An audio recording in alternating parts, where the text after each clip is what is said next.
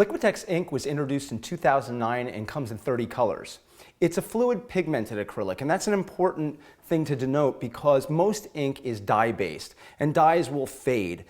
Think of your jeans or anything else like that that has a dye in it. It's going to fade over time, and that's not something you want with your artwork.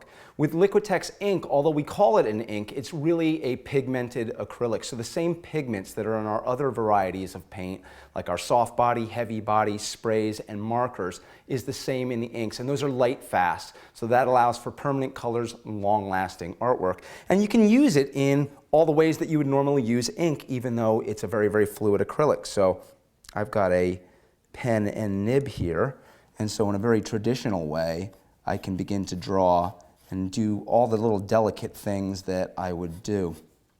I'm just taking a sort of spherical form here and kind of creating a little bit of an eyeball. And if I wanted to come back in, just like I would with any other ink drawing, I could take a little bit of the ink on my brush, and I could come in here and lay down really pretty washes. This is a burnt sienna that I'm using right now.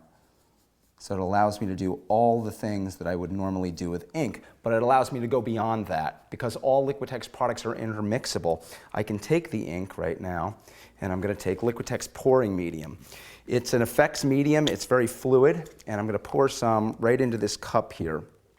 And what'll happen, now I could take any Liquitex product and mix it in with the pouring medium, but the ink is so fluid, it allows to mix very easily. And I'll take our palette knife here, just kind of mix that together. And what I can do now is this can be dripped and drizzled. Pouring medium allows that to take on a different viscosity and leaves all these puddles.